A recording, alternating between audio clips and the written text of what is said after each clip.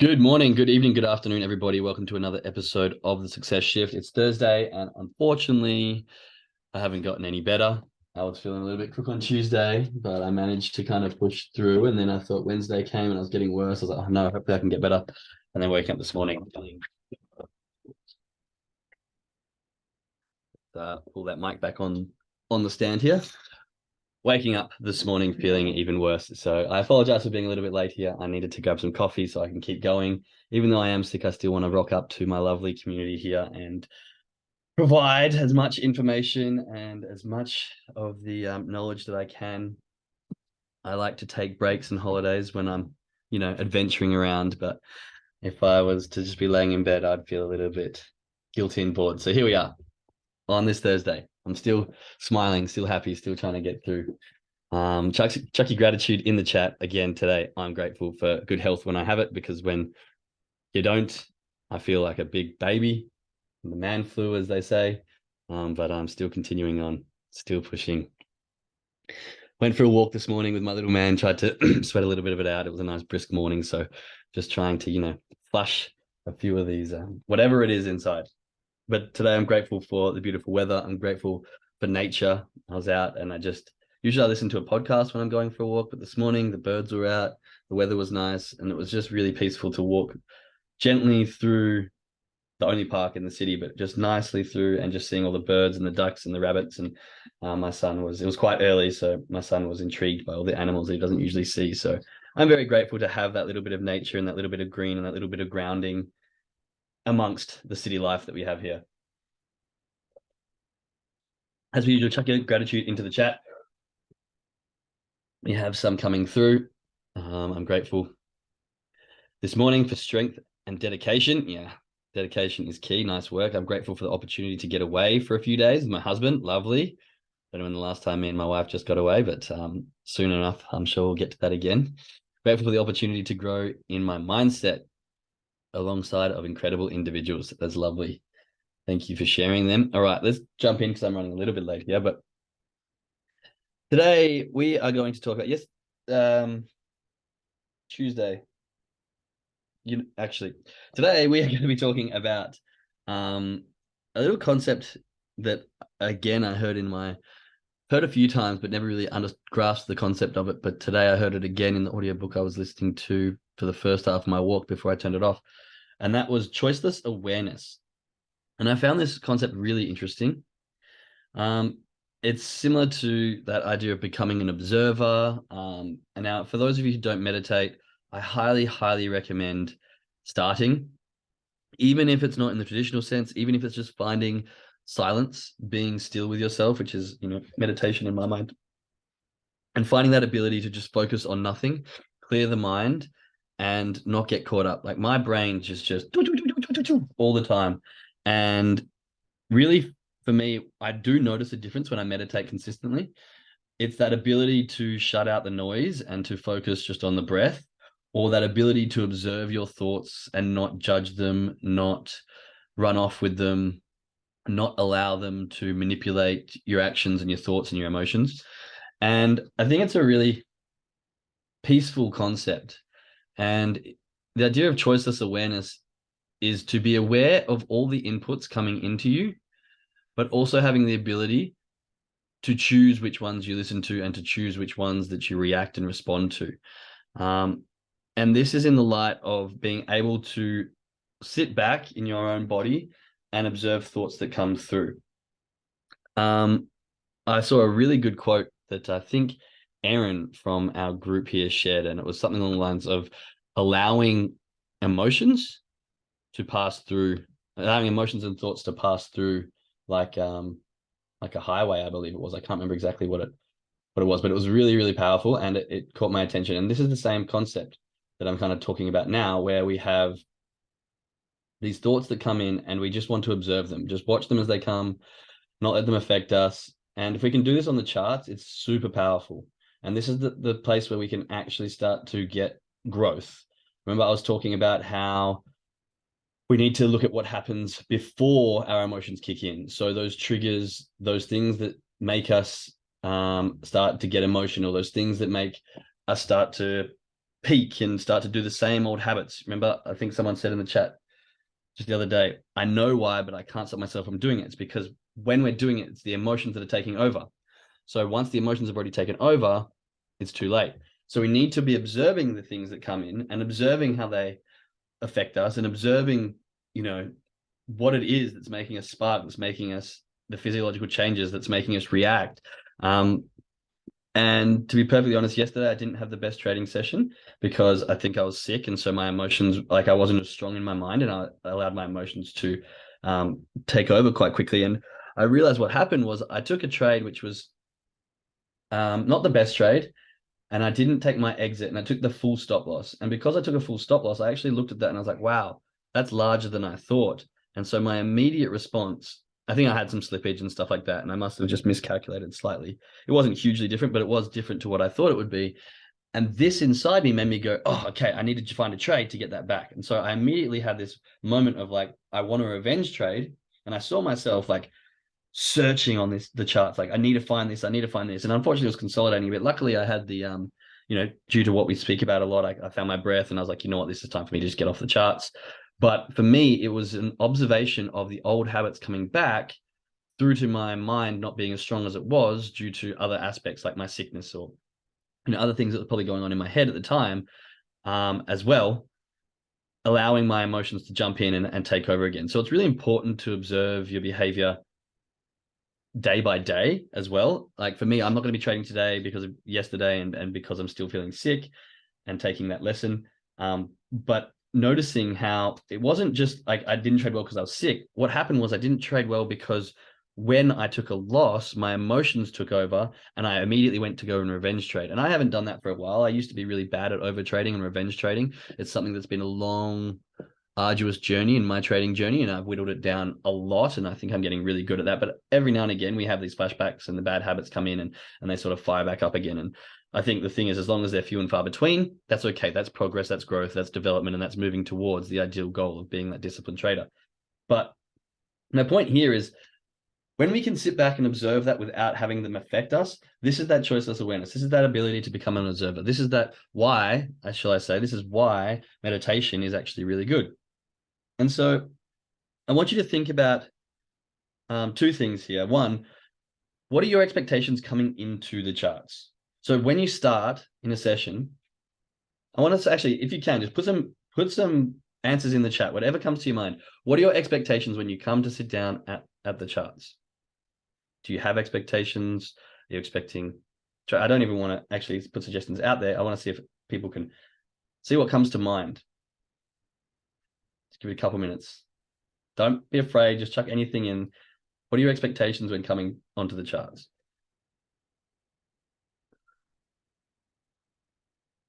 I want at least one answer before I continue. Here you go. To reach my percentage goal for the day. Okay. That's exactly the response that I was expecting to see. To follow my trading plan and see if any of the chart movement matches my plan. Nice, Deanna. Sometimes the market owes me a trade. Yeah, very much. If you can elaborate on that, why do you think the market owes you a trade? Is that because of yesterday, because of previous days in the week, because you're just a badass and it owes you? Or if you can elaborate on that in the Kajabi room, I'd love to hear it. But these are very regular expectations. These are really good. And what I want you to bring your attention to is I expect that I can rein in my impulse trading habits. Nice. That's also good to learn and grow. So what I want you to think about is, if you've got expectations, then we're already kind of predicting some kind of behavioral aspect of the charts. Okay. Now, I did like what Deanna said, to follow my trading plan and see if any of the chart movement matches my plan. I think that's a great response, in the sense that if we come in here and we expect to make a trade, if we expect to be making money, if we expect to hit our daily goal, then there's a very high chance that we'll be forcing the situation to get that outcome. Okay. There's a really interesting concept with our ego. So our ego and our brain really likes being correct, no matter what it is.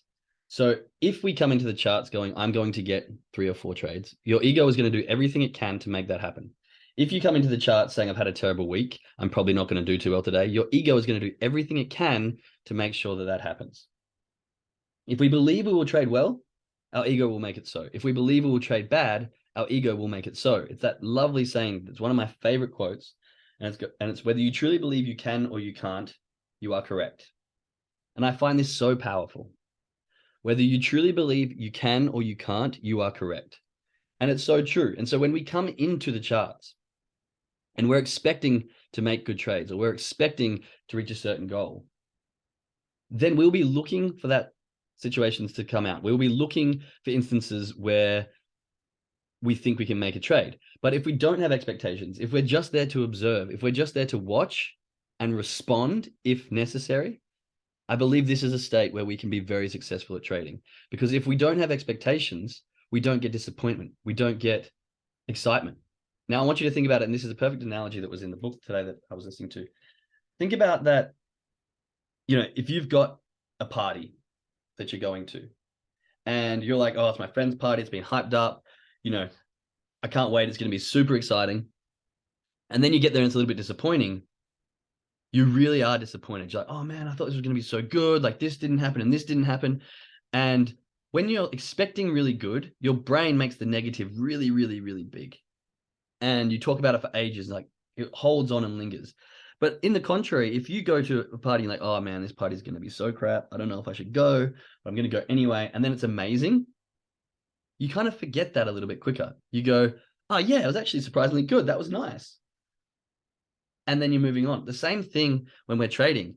Put some ones in the chat if you've been trading, if you're in a trade and you're expecting it to like take off and then it does and you end up with a loss and you're super frustrated, and then you hold on to that for so long and you're like, oh man, like this trade, it was so annoying. I thought it was going to get this much and then it didn't. Ones. And then I want you to put in the chat also, if you've been in a trade and it's absolutely taken off and you've out of nowhere gotten like triple the points and you're like, sick, that was awesome. I want you to think about how quickly, first of all, one's in the chat if that's happened to you. It's definitely happened to me. And two, think about how quickly you dismissed it. You're like, oh, cool, that was lucky. The next day, you were straight on to back to square one, back to thinking about it, not going, oh, I remember that time when it really like took off and it was super amazing. Our brain has this ability to like explode the negative things when we're disappointed in stuff, when we're expecting something to be good and it doesn't, we just linger on it. We think about it. But when we're expecting it to be bad and then it's really good, most of the time we don't allow ourselves to appreciate that and enjoy it as much. And so there's already an imbalance here in the scales. We're kind of setting ourselves up to be disappointed more often than we are to be happy and excited. So how do we kind of avoid this? Well, what if you didn't have expectations? What if you went to a party and were like, oh yeah, I'll just see how it goes. If it's bad, you go, oh, that was a little bit disappointing, but it doesn't matter. I wasn't expecting much. If it's really good, you're like, oh yeah, that was pretty good. I wasn't expecting much and it was better than I thought. You kind of have an even disappointment, happiness kind of balance. And either way, it doesn't phase you because you weren't expecting anything. This is the power of being that observer. Another analogy, put some ones in the chat. If you've got a friend and they're just super annoying, but they're still your friend. Okay. I'm sure everyone has one of those friends. No, yep, there we go. Someone's coming in now. So think about when that person comes up to you, what's your first thought? Most of the time, coworker, yeah, usually it's a coworker. Most of the time when that person comes up to you, you go, oh, not this person. They're going to say something so annoying. And then I'm going to have to listen to them for ages. And I just don't want to speak to this person. And then they say something completely normal, completely fine. May not be the best thing. It may not be the worst thing, but you automatically are like, oh man, every time this person, and you've already got this preconceived judgment based on your past experience. And this is that annoying aspect where when we just have this preconceived idea, we have this prejudgment, it can really affect the outcome. So this poor person who may have come out and been like, hey, just let you know, I've like switched days with you so you can have your holiday. And somehow you can't be super grateful and thankful for that because most of the time they're annoying because you preconceive that what they're going to say is annoying. And then you're kind of a bit shocked. You're like, huh? We can do the same thing on the charts, okay? So when we go onto the charts and we're expecting and having this like, oh, I need to do really well, then we can find that disappointment.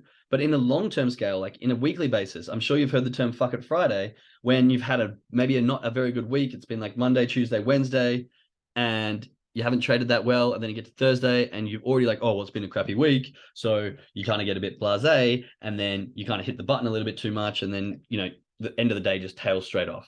Or on the contrary, you've had a pretty good week and you come in expecting like, oh, it's been a great week, I can crush it today. And then all of a sudden you're like taking 3 losses and you're like, what? I should be doing well today. And you try to jump in more, and then it's a really bad Friday. Turns into this just fuck it Friday where it can go really far in either direction because we have a preconceived idea on how we should be trading based on what's happened in the previous days of the week. Does that make sense? Because I've had that happen before, and I know lots of people talk about it. And it's because when we trade multiple days in a row, this builds up our expectation for what should happen in the future. What are we doing? We are assuming the future based on previous experience and previous expectations. Events, that's not expectations. So what do we do with this information? Well, we need to realize that it doesn't matter about the future, doesn't matter about the past. I say this all the time. We need to be present in the moment. We need to become choicelessly aware and just observe. We need to observe the charts. And, as was said in the chat today, we need to observe whether or not the charts will present a trading plan that matches my trade. We need to check if the charts will present a trade that matches my trading plan perfectly. That is all we are here to do. We are not here to assume we're going to get points. We are not here to take revenge on the previous days. The charts don't owe us a trade, Darren, all of the above, especially the badass part. Yeah, exactly. I believe that the world is fair. Okay, so we not coming in here, making assumptions, having expectations, or doing anything of the sort. All our entire job is to do is to find a period of time that works for us that we can stare at the charts. And as each candle moves and progresses, depending on your trading strategy, we need to see, once this candle closes, does it match something in the situations that I have on my trading plan that allow me to respond? Yes or no? If it doesn't, you do nothing. You think nothing, you feel nothing about it. You continue to observe. You can make future predictions. You can make assumptions of like, I would like to see it do this. And then if it does, that would be great because it would match my trading plan and I can respond. That doesn't mean, oh, I wanted it to do this and now it didn't. That sucks. I'm frustrated. God damn it. Where's my trade? It's a huge difference. We have to remove this expectation from the charts. Yes, of course, we want to make 2%. We want to make our daily goals. But those daily goals and your daily loss limits are part of the trading plan that shouldn't have any effect on your emotion until it's reached. You can go, oh, yes, not, oh, it's been 3%, it's been a good day, like, oh, sick, maybe I should do this, maybe I should do that. It's 3%. Does my trading plan tell me to stop? No. Okay, I haven't hit my daily goal. Now, obviously, you can adjust it. For me, 5% is huge. That's what mine used to be. For me, when I get 2% in a day, I'm absolutely stoked because 2% a day can completely change your life. So you have to adjust according to how you trade. And as you grow, I'm sure your trading plan will represent that. But we really need, and I don't know how else to say this, but we really need to just observe the charts as they happen without any expectation. And our entire goal is to match the charts with our trading plan. And when it does match perfectly, we respond in a way that our trading plan tells us to. And if it doesn't match at all, we do nothing with no emotion and we just continue to observe. Please chuck some ones in the chat if that makes sense to you. And I want to finish up with this quote. We're a little bit, got a little bit of time. Love this. It sounds so easy. It does sound so easy. And this is what blows my mind. Okay, completely squirreled me over here with that comment. But this is what blows my mind. Trading is so easy, but it's so fucking impossible at the same time. It's the hardest, simplest thing to do ever, because all you have to do is click a button and let it go up or down and be correct. It's literally like a flip of the coin. It's that simple. Obviously, it doesn't happen as eloquently as that. But the next thing to make it more probable is to write a trading plan that matches your personal choice, follow that trading plan without any deviation, and continue that for years to come. That is it. That is all we have to do. Humans have a really hard problem with predicting the future, judging off the past, letting our emotions, which is the biochemical response of an experience, affect how we're going to do things in the future, how we're going to do. I mean, it's what's made us that adaptable. It's what's made us that advanced. It's how we've become the apex. It's how we've grown. It's a critical part of human behavior, which we need to survive. But the charts don't have that. And so if we want to be successful in the charts, we need to turn all of that human behavior instinct off, trust our intuition, and be nothing but observers in the present moment. Okay? There's a lovely quote, which I kind of want to finish up here. The trader is as successful as the trader has. Wow, I wrote that really messy. Let me try that again, because that lost all of its effect halfway through. I've got it written down somewhere. Need to hear. Sorry, team. Okay. The trader is as successful as the trader has convinced themselves to be. I'll say that again. The trader is as successful as the trader has convinced themselves to be. And my take on this is, you can only follow rules to the level you believe you are able. You can only follow your trading plan rules to the level you believe you are able. So if you continue to tell yourself like, oh, I've got this trading plan, but I really struggle to follow it. I can't follow my trading rules. I'm not disciplined. My exact words, okay? Speaking from personal experience here. These are the things that are going to predict the fact that you cannot follow your trading plan. So every time that you don't follow your trading plan, your ego goes, see, I was right. You can't follow it. Ego wins. 1 for me, 0 for your trading score. So we need to start changing this verbiage and start truly believing that you are a great trader and that you can follow your trading rules and that it's not that hard, and that the psychology of it is, if you truly believe it, then it is true. And as soon as we really believe that, actually, you know what? I can change my identity. I can be that disciplined person. I can be whoever the hell I want to be, but it has to start in the mind. You have to believe that, yes, you know what? I can trade my trading plan. I am disciplined, and it's actually not that bloody hard. Watch me do it without emotion, without thinking, without feeling every little bit of manipulation that happens on the charts. Okay? Trading is that simple, but it's very, very difficult. So it's a very contradicting concept. All right. So with that, let's go jump over to the trading call. I might pop in to say hello, but I'm not trading. Make sure that you read through your trading plan. Make sure that you read through your trading journal. Make sure that you have done your brain warm up, that you're in the right headspace. I know that I'm not in the right headspace. That's why I'm not going to. And can I just say, the gratitude in this chat is amazing. Thank you so much. Jake, you are absolutely on fire today. Thanks. What a great quote. Love this. It sounds so easy. So good. Thank you. Thank you. Feel better. I really, honestly, I'm blown away by the amount of love and appreciation that I continue to get from this group and the people in it that show up every single day.